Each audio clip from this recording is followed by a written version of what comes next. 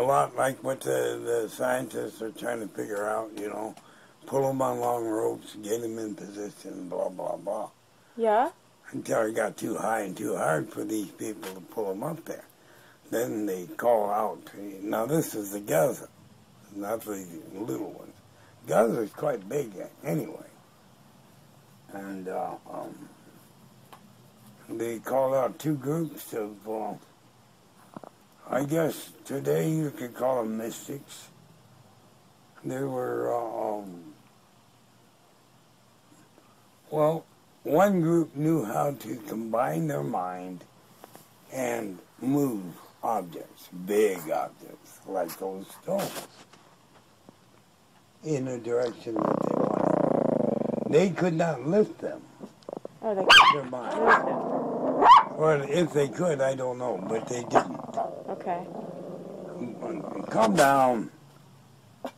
But they call out these two society groups, and they were all priests of some kind. And these are not Indians, mind you, but the gods. And you've seen these long, long alpine horns, you know, from Switzerland. Yeah. Great big long Yeah, things. One group carried a bunch of those, and the other group just came as is. They were wearing robes. Oh, so they use sound? Right. Sound is the most fascinating thing to me on Earth, is when it comes to the five senses. Huh. And they would, the ones that didn't have the horns, they would start a chant. And when the chant became, you know, you have many people chanting, not hundreds or anything, but, you know, 30 or somewhere around that. And when you're singing in a big group like that, it takes a little bit of time to make everything clash right. You know, it doesn't, somebody's not off key or whatnot. So it takes a little while, and they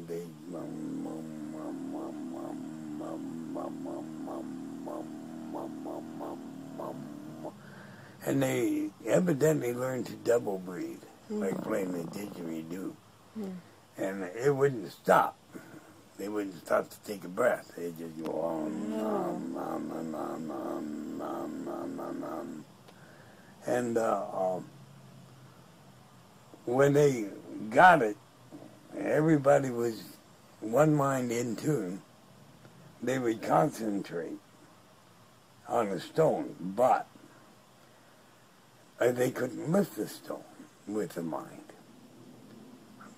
They could move it, but, you know, pull it in and out, right and left. They couldn't move it up all those ramps? No. And they removed the ramps anyway. Oh, okay. But anyway, when everything was set and they were in tune, then the guys with the horns stepped forth too.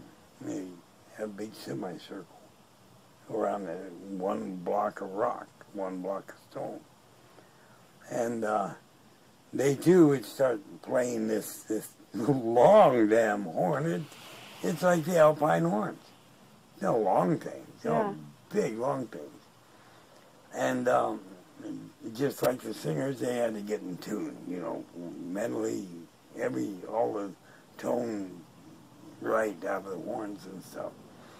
And once they were right, in a semicircle around the stone, they would they'd start standing upright, aiming the nose, the mouthpiece, or the sound piece, you know, the horn end, towards the base of the stone. And then they would slowly start walking backwards, which was on a slope. So as they slowly marched backwards, or walked backwards in unison, the mouthpiece would slowly start to rise because they're getting lower and lower, you know. The blowers are. You understand what I mean? Yeah. And as that, everything right, the rock was dug up there and was set in the real close proximity of where it was supposed to be placed at the base of the Giza.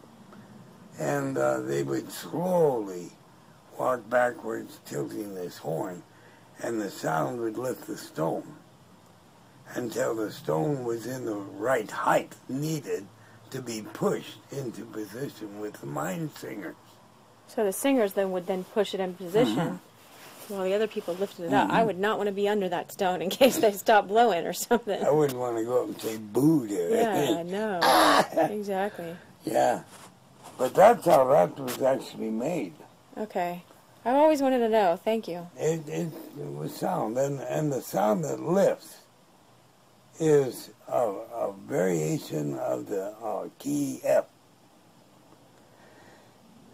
It is just a minor, I'm not even sure if it's an octave or whatever they call it, but I mean, it's just a slight variation. And all have to hit the slight variation to make these things go. Mm-hmm. And I suppose, and I don't doubt, that the same thing can be done today through technology. Oh, yeah. Because they do the right frequency. They've got those little knobs and they can just click, click, click, click. Yeah. Right tone. You get a bunch of these click, click, click, right tone and have their rock or whatever amplifier or whatever they're using, speakers. And it's really simple what it is. Once they learn the tone. And then you lift and lift and lift and lift and lift and lift. I suspect that they could also move forward and back and sideways with the sound alone, the horn. I suspect. But say you wanted to lift the Empire State Building. Right. You can get it up there all right, but to change, turn it around and stuff, maybe the whole group would have to turn around. If one of them got a pebble under his foot. Oh, right. You understand what I mean? Yeah, it's better to have the chanters, just them doing their job and them doing their job. That makes sense. But it's just a tiny, almost an irritating off-key of the tone of F. And that's how they work those tones up there past where... And the chanters had an off-key F too? They didn't seem to have an F. I don't know what they had. Yeah. Never paid attention. It was just this monotone chant, more like a hum.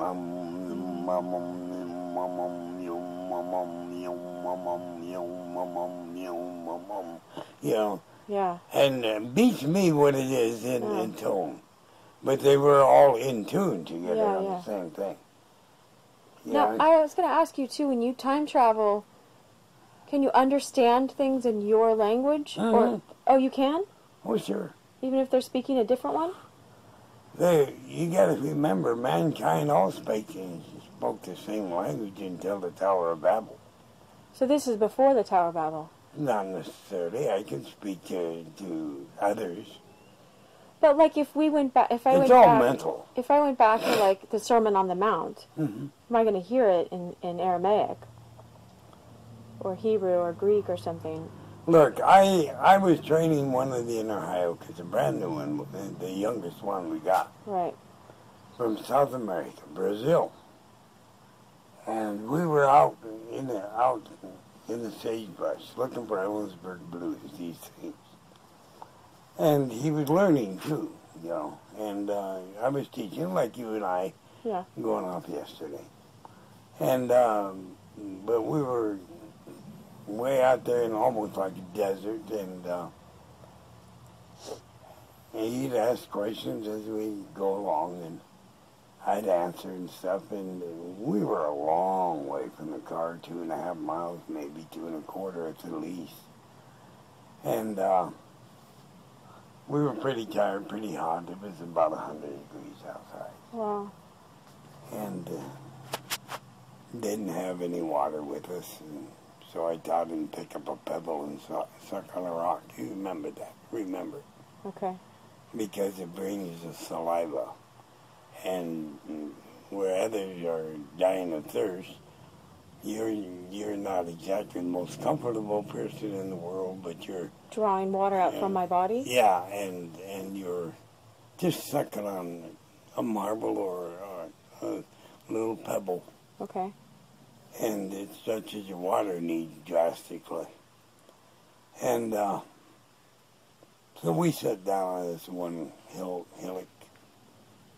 We're chatting. We talked for about an hour. And at the end of it, he said, you know, we better get back. And he had some place to go I'd forgotten about. And took us hours to get out there. Of course, we were searching at the same time. But it was going to take a lot longer time to get back than, you know, we'd overshoot his time that he needed to be back. So I taught him how to wind walk. Poor kid. But anyway. Kid, I want to know how to do that. Oh, that's fun. But remind me, I'll explain it to you. I don't even tell about it on any of these tapes. Oh, yeah, I'll turn it off. Well, no, you don't have to turn it off. I'll tell it. Okay. And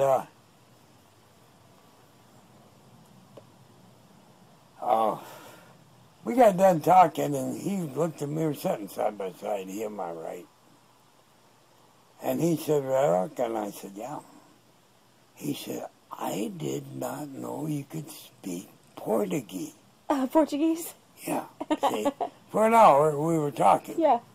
And I smiled and I said, I can't. If you had paid attention, when you're around me, there's little subtle things that you don't catch if you don't pay attention. Yeah. And he didn't. And I'm saying this to him in Portuguese. I'm telling him this in Portuguese. Yeah. In English. And I said, now look, you're hearing me in Portuguese. And yeah. I said, but look at my lips. It's like one of those kung fu movies. Yeah. I said, you're hearing in one tongue, but I'm talking in my tongue. Look and read my lips as you listen to what you're hearing. Yeah. And oh no. And I'm doing the same with him. He's talking to me in Portuguese and I'm hearing them in English. Oh my gosh. And he, how do you do that? I said, God does that. I said, we all have one language. And since the beginning of time, there was mankind as we know it. There's only been one language. But God confused the ears and stuff, and at the time of Babel. And so that's all. He's just doing that. You just invited God to do that? Can you translate for me today? Like, how, or did you just think that, or how? It came natural. Oh, right, because you just know how. Well, it's not even a matter of knowing how. It's a matter of being in tune with God, and He knew how. Right. Anyway, so you will, even when I'm talking before the Federation of 1 million, I mean, there's roughly 1 million different